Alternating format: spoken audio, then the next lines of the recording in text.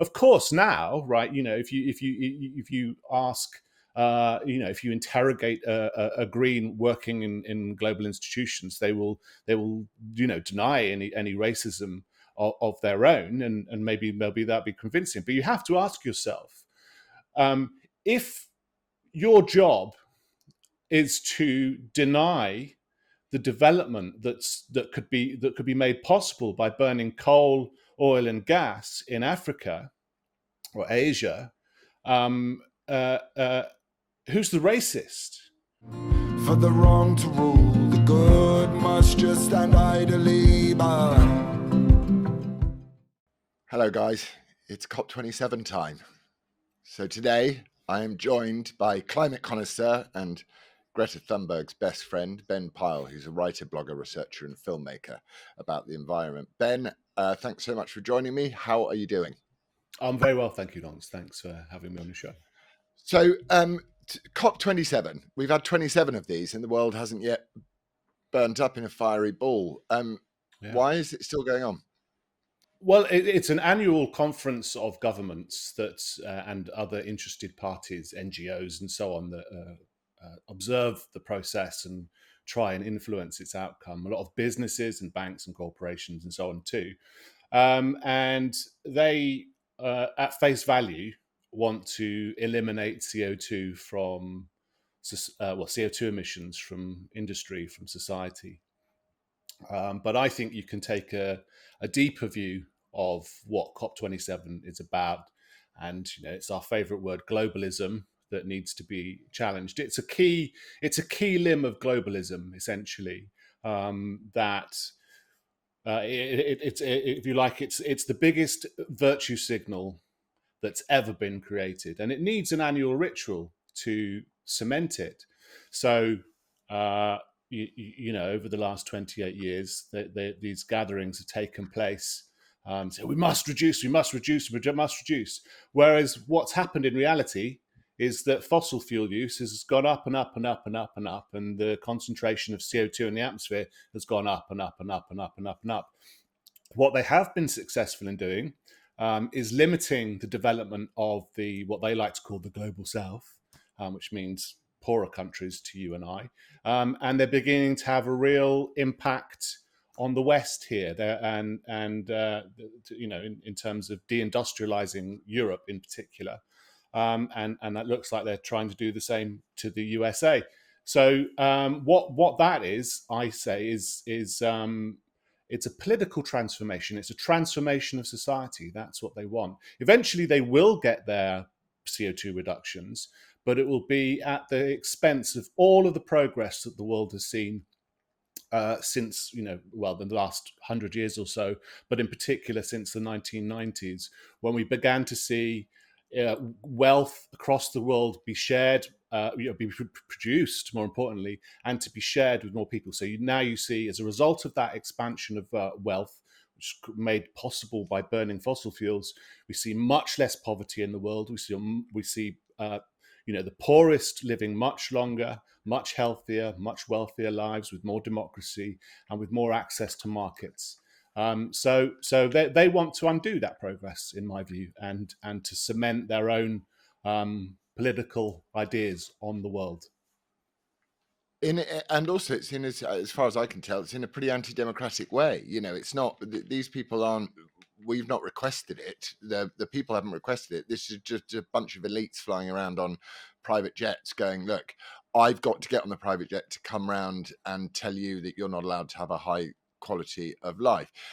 Am I right or wrong in saying that the best way to reduce pollution, and we can get into carbon emissions later because I find the whole idea fascinating, but am I right to say the best way of reducing pollution worldwide is by increasing GDP? There are various ways to look at the problem. Some people have observed that there's an N shape to your environmental impact. As you get richer, initially you pollute more, and then as we can see in China, and as we saw in the UK in the 1950s, you go, hang on a minute, there's lots of smoke in the capital.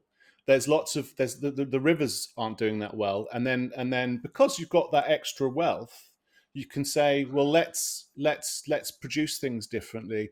Let's have the utility of something like a car or a factory is not sacrificed by important policies that sort of limit what comes out of the tailpipe of your car or what comes out the smokestack of the factory. So then pollution begins to fall, and then you can do stuff like, if everyone in the country has a GDP, or on average a GDP per capita is like $50,000 or $60,000, we can have national parks, right? And we can have industrial agriculture, which then limits the footprint of farming and of factories and of developments and so on and so forth.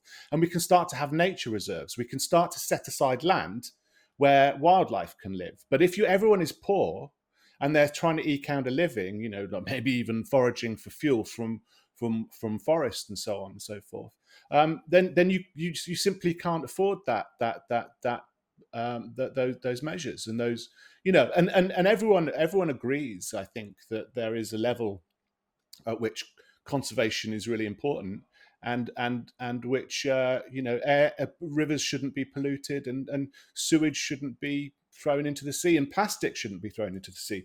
And here's the point. If you look at where the plastic in the oceans has come from, it's not come from the developed world. It's not coming from the rich European or nations or America. It's coming from developing economies because they haven't got the infrastructure to process waste properly. Well, also, but apparently we don't have the infrastructure to process waste properly. Michael Schellenberger said on the weekend that you should not you recycle everything except plastic. He said, put plastic in the bin. Don't put it in a recycling bin, because it will end up just being chucked in the ocean, even in the developed world. But so ESG is coming out of all of this stuff as well in business. But why is there so much political capital invested in environmentalism? Why is it so important? Is it that now we've moved on from the COVID catastrophe, we now need to get back to this sort of dread, fear off Antonin Artaud thing? This we must fear something. The human beings are predisposed to it. Is that what it is? Is it that simple? I think probably. I think we have to see the climate alarmism precedes the COVID stuff by some decades or more. But they've been eking away. That's been a very slow burner, whereas the COVID emergency turned up and it was enormous. But I would say you're asking a very broad question about why politics needs emergencies. I think we can see that in microcosm in climate change.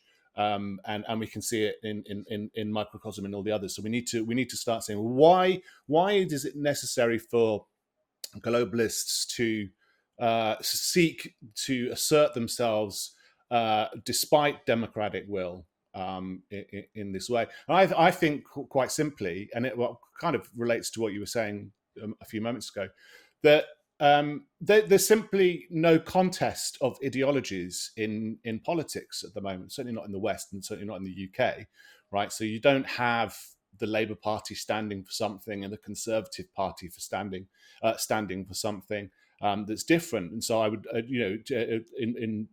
in climate terms, right? So the Tories at the moment are suffering this catastrophic loss of credibility, and the Labour Party's answer is to produce this, I think they call it the Green Prosperity Plan, right?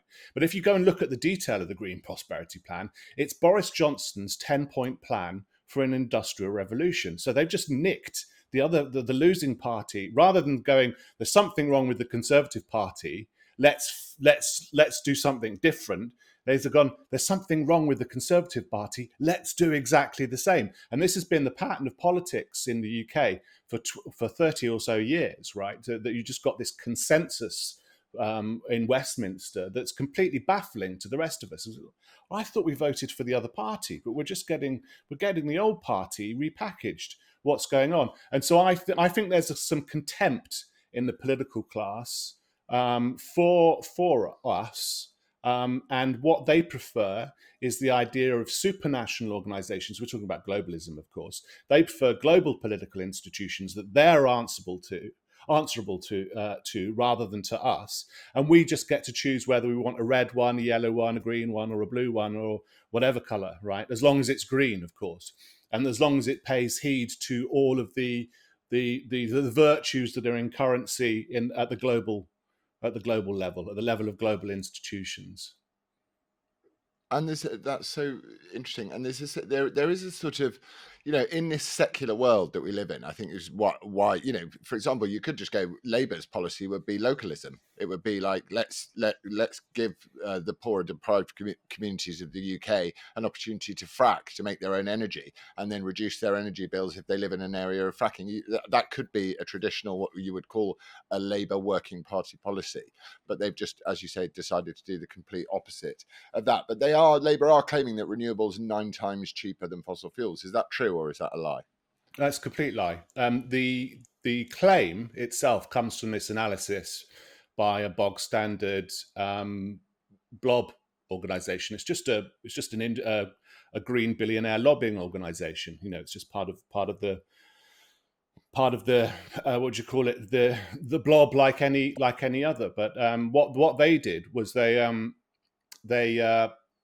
looked at energy prices, gas prices, as we all know, have been going up, right? So they went and they took the price at the spike, the very highest, which was way, way, way over its historical average, and then they compared that price, or the price that implies for the price of electricity, and against what they claim will be the price of power from wind turbines in 2027. And that's based on a scheme in the UK called the Contracts for Difference. And this is the process by which generators of electricity bid for contracts for delivery in the future, right? So what happened? This change in policy. It's pretty boring, but I'll go through it anyway. What happened in the late 2010s was this new policy was enforced by the coalition government. It was introduced in the coalition, and then it became active in 2017. And so all the wind turbine developers, the offshore wind farm developers, put in these extremely low bids. They put in bids that seemed to be competitive with gas and coal, and they were so that led to loads of headlines saying, "Wow, wind power is now cheaper than gas. This is an amazing thing. Look, no subsidies. Look, mum, no subsidies." Right, and those were scheduled to be delivered this year, right? So the bids that were offered in 2017 were supposed to be delivered this year. And guess what happened? They didn't deliver. They've been selling to those wind farms that were supposed to be cheaper than gas have been selling to the market at the market price, which is this historic high. So they're liars, right? And there's no one holding them to account. So this analysis that claims wind energy is 9 times cheaper than gas comes from the peak and is based on an empty promise, which is not enforceable, and which we already have evidence of was made. Those bids were made in bad faith. So this is bad faith on bad faith on bad faith. That's what the green lobby is now reduced to. And no politicians are saying, hold on a minute, there's a real problem with the policies we've made, and this is going to get worse and worse. Yeah, so it's a relative price analysis rather than an absolute price analysis. It's comparing. It's just a fiction. It's just a lie. It's not. Yeah. There's a sort of a sort of lame attempt to make it look like a kind of a policy analysis of some kind, and sort of base it in. But it's just it's just a performance. There's no substance to it. There's no evidence to support it. I can't put it stronger than that. It's just a lie. It's a rank lie.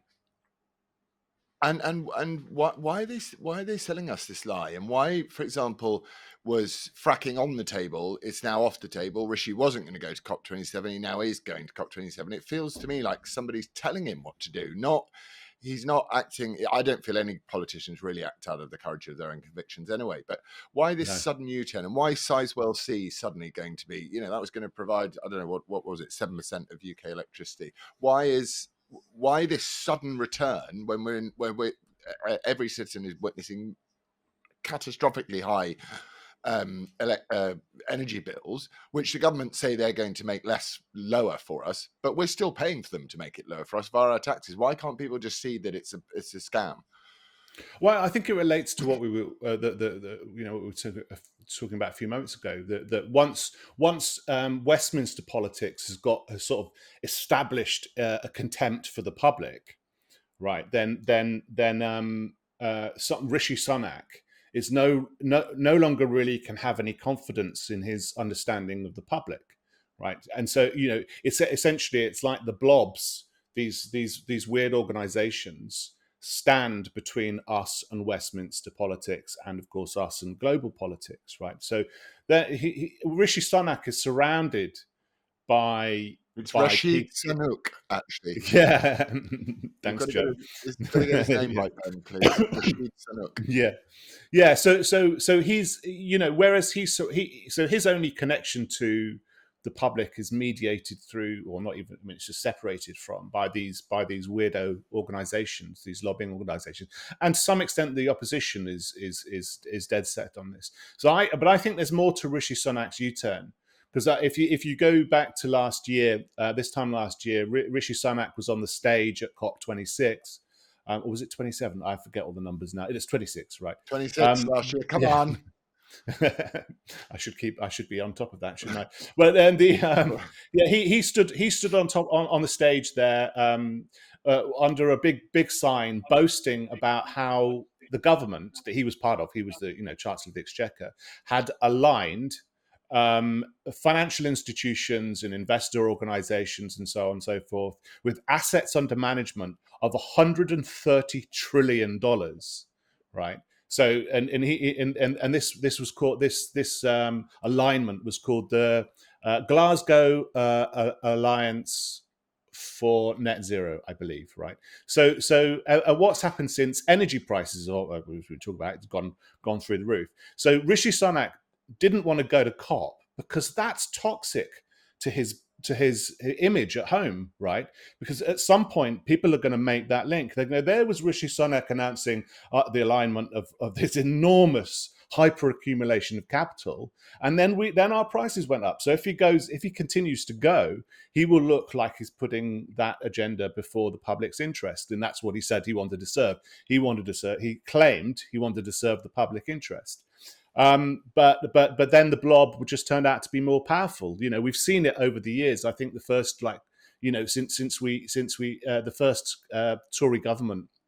I remember Michael Gove had some interesting ideas about education, but these blobs are much more powerful than public opinion, and they got rid of him. And they did the same with Owen Paterson, who was the Environment Secretary, because I forget the issue that caused the controversy. But the blobs, and we've seen blobs getting rid of Boris Johnson. Not that I have much time for Boris Johnson, but these weren't responses to public opinion. These were self-serving organizations, and that's more true in climate and energy than in any other domain. And I think the same is true of fracking. Liz Truss recognized that there was a need for energy. I mean, not that there was anything particularly bright about her, or there's much to commend her, but she did at least recognize, or she and her team recognized, that we do face an emergency of energy prices rather than a climate emergency, and they wanted to do something about it. But the blobs won. The blobs prevail, and until politics changes. So, who, in terms of the blob, who's paying for the blob? Who funds the blob? Yeah.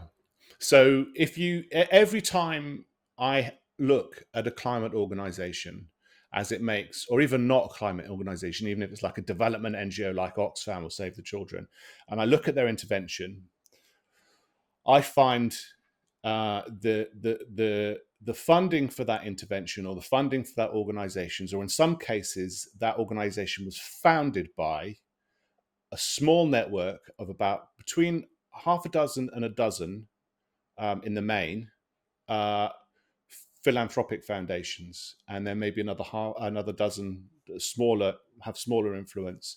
So the main in the UK that tends to be a philanthropic fund called the European Climate Foundation, which takes its funding from the philanthropic other billionaires' philanthropic funds. So that would be Sir Christopher Hone, who's a British billionaire, and then the likes of Mike Bloomberg. But then I don't want to limit discussion to just them, but those are just two. There's quite a few more I could mention. IKEA Foundation, the Velox, the people who make windows, they donate a lot of money, and there are these excuse me, there are a lot of these billionaires floating around in the background, and so they put all their money into various different philanthropic funds, and then invariably um, all of the funding or the majority of the funding for every single green organization that you can find. It might look like a grassroots organization, but you'll find their fingerprints on it. So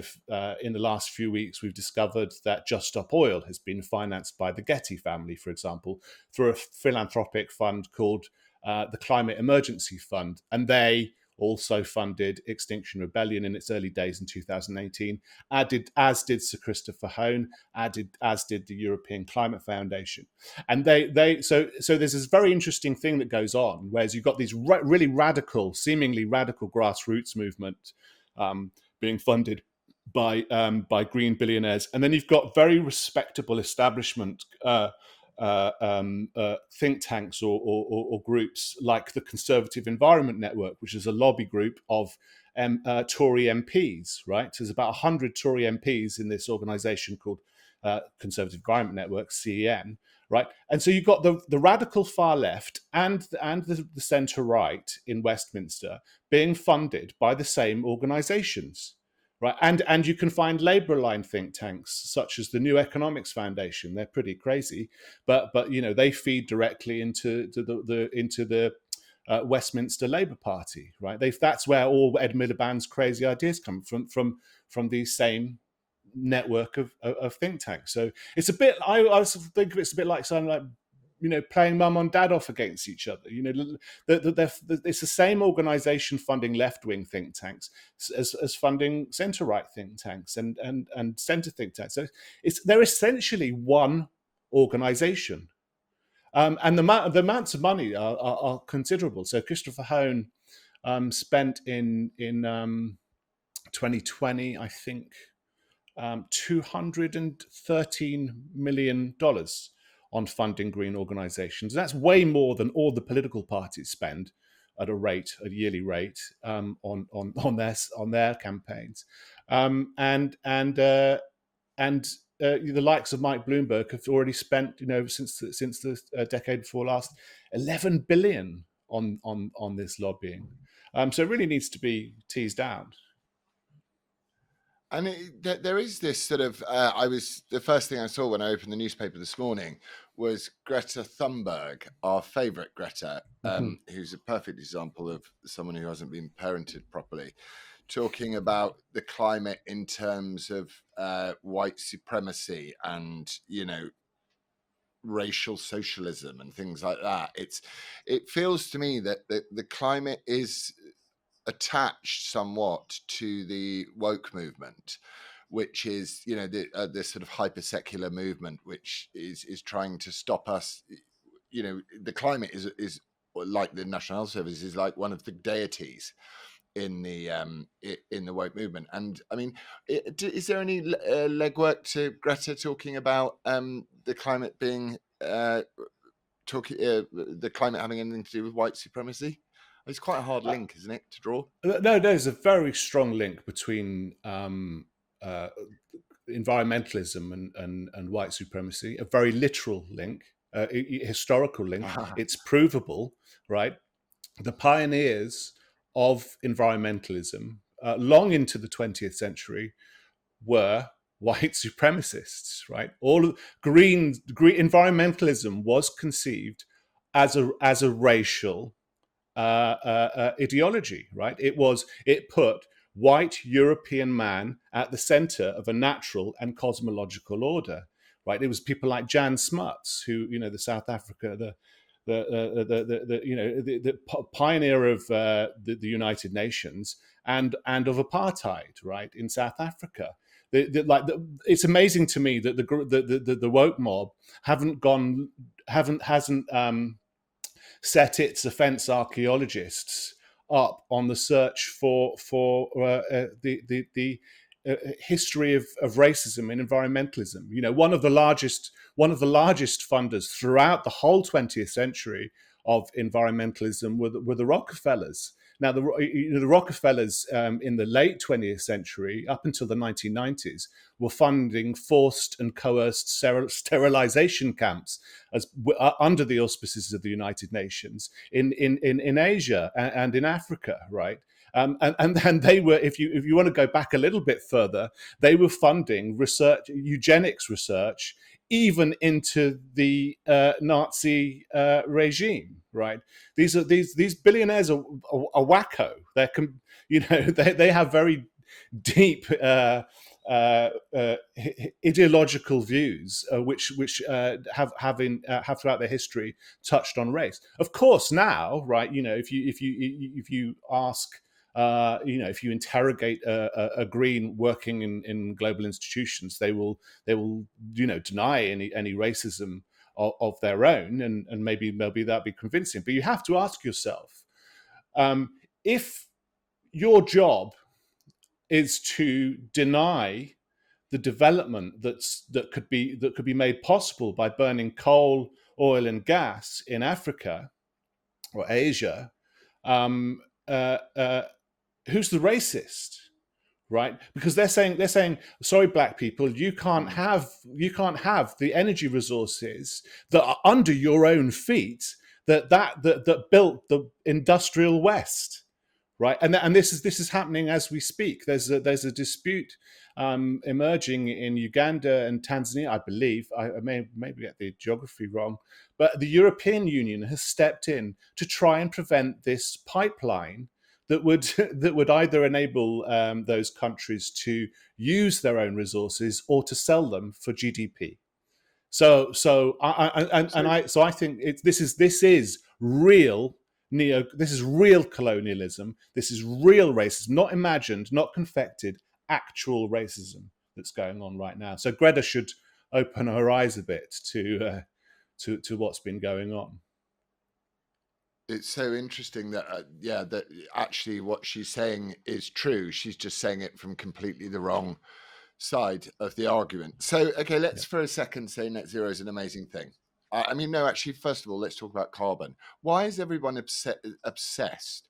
So, as far as I can gather, geographical genius that I am, the Earth is heated by a ball of nuclear fusion, which has been ongoing for millions and billions of years, and it's huge, and it provides all of our heat. And we have a metal core to the Earth, which is liquid and fluid and moves around, and therefore our magnetic north poles and things like that move around. It doesn't seem like we understand too much of that, but we're just obsessed with getting rid of carbon. Why the obsession with getting rid of carbon?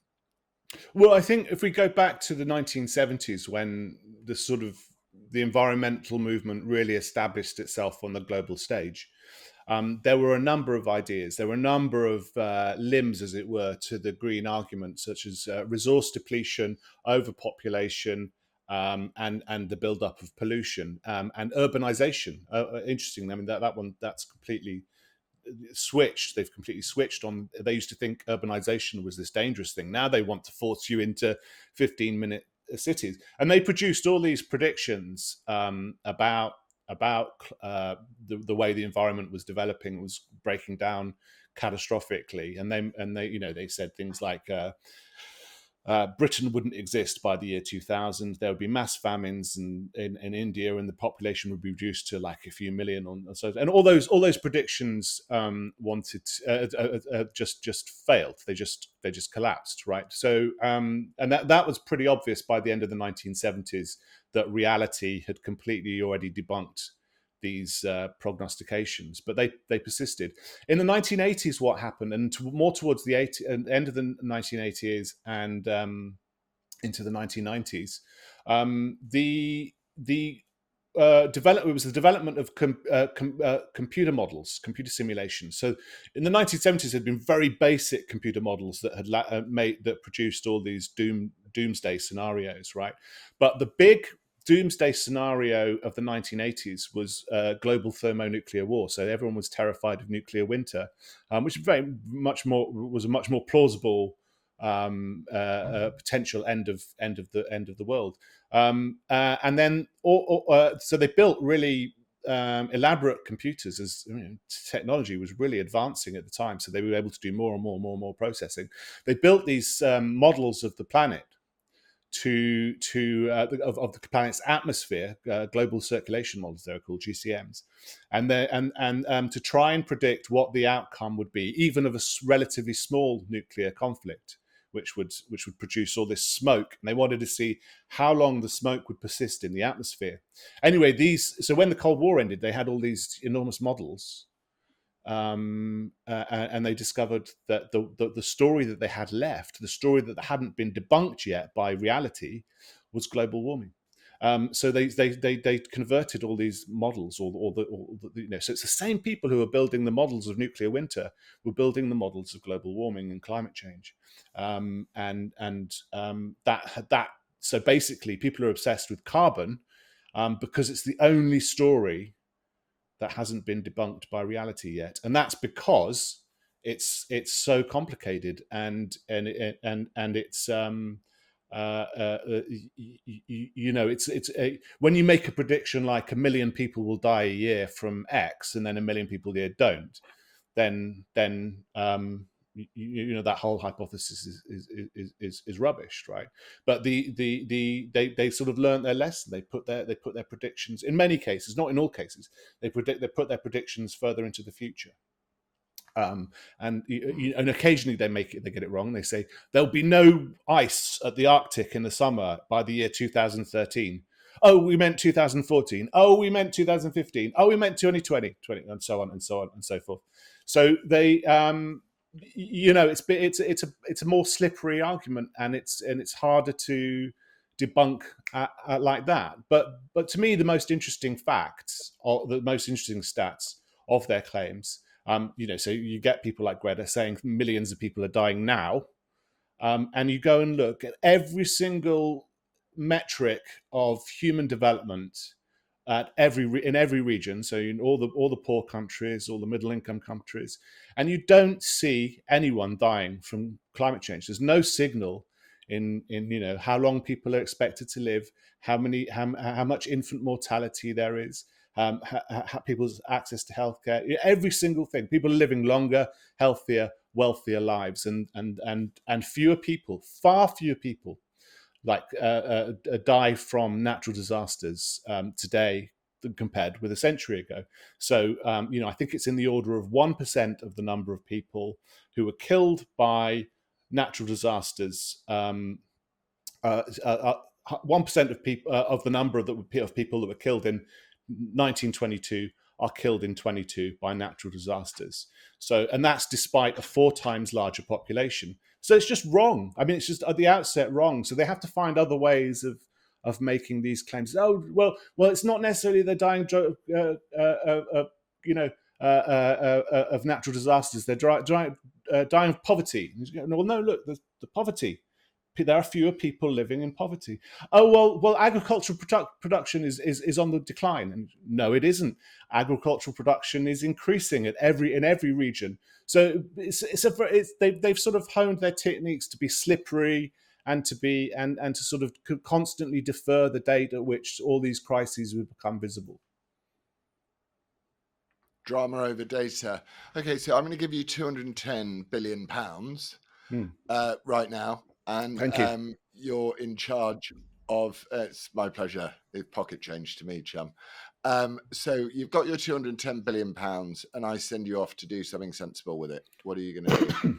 What's the sensible energy policy for this country, for the West more broadly? What would you do if you were in charge? For the UK or for the world or for any Yeah, region? let's start with the UK. 210 for the UK. Yeah, frack the But I hell out of mean, it. the thing is that the fracking is free, right? Well, it's not free to frack, right? But I, you can frack if you want, and then someone with money will come along and frack, right? We don't have to spend as a Yeah, society, as a country, as an economy, 210. Someone else will spend the money, right? It's just no cost to us. yeah. I think this is the problem. Many solutions do not require a helicopter of money to be dropped on people. People are very good at farming for themselves, producing for themselves, managing the land. It's governments in general that are the obstacle to that. You know, where you get droughts, often it's because you've got a very corrupt form of government that doesn't let people come together properly to manage their resources, right? And the same way you have floods. The problem is governance. Where you've got flooding in general, you've got bad policy and bad engineering, right? When you've got droughts, you've Mm. got I think it was there was someone who's now unfortunately probably a climate alarmist pointed out you don't get famines in democracies, right? Because as problems emerge, the demos, the voter, you and I hold politicians to account. But if you wanted to go and do $210 billion worth or pounds worth of good in the world, I think you could make you wanted to make a gift of something that could accelerate development. It would be irrigation in Africa and energy provision, proper energy provision in Africa. But again, that would just allow, in short order, you just have to allow people to invest. That's all you need to do. But I think there's a problem with irrigation. That's interesting. So essentially, we're denying other people, the opportunity to prosper Absolutely. with these policies, and the public are buying it because every single political party is behind it, is baked into each of their manifestos. There's no way around it. COP27 is an anti-democratic bunch of elites walking around saying we want to keep everything to ourselves. You little plebs must have nothing. Do you think we'll ever get to the point of things like climate lockdowns? Well, we will do if energy prices keep rising and the government keeps acting in a way that prevents our production of energy and the use of energy. I mean, you don't have to lock people down if you make petrol $100 a liter or something. You know, I agree. whatever. Yeah, they're already locked down. You know, they can't go out, they can't spend. They're struggling to eke out an existence, which and that's a tragedy. So yeah, I think that's the way it's going. But I think it will produce a reaction, and I would prefer that the reaction was conscious. It was people like us saying, no, we've had enough of this now. You've had your time. You've had your arguments. You've lost, and we want to change things for the better, away from the mess you've made. But if they continue to hold on to power and continue with these green utopian fantasies, I fear very much that they'll create a chaotic. Um, I think they'll create conflict in society because once people have had all of their wealth removed from them and all their opportunities and all their hopes and dreams for them and their families, well, what's left? What's left of society? Sticks and stones. That's what's left. I think. Yeah. It's the. I'm still struggle to get my head around the fact that the whole of life used to be based. One of the truisms was on making a better and more prosperous life for your children, and suddenly we just turned the whole thing on its head and said we want a least prosperous, nastier, more cold, more freezing, more expensive, less free life. And I, like you, I hope that people begin to wake up, because all of these policies are not being acted on in the interest, as you say, of the demos, and they are totally anti-democratic. Ben, thank you for joining me. Where can you just let everybody know where they can find you? Yeah, I'm on Twitter, Climate Resistance with an 8, CLIM8 Resistance. I'm on Substack, Ben Pyle, all one word, .substack, whatever that is. And I'm on YouTube, which you can find me by searching for Climate Resistance. Brilliant. And thank you for everything you do and being so knowledgeable, articulate, and approachable about it in a way that an ordinary person can understand. I really appreciate it. Thank you, everyone, for watching. Like and subscribe. Bye. Cheers, Ben.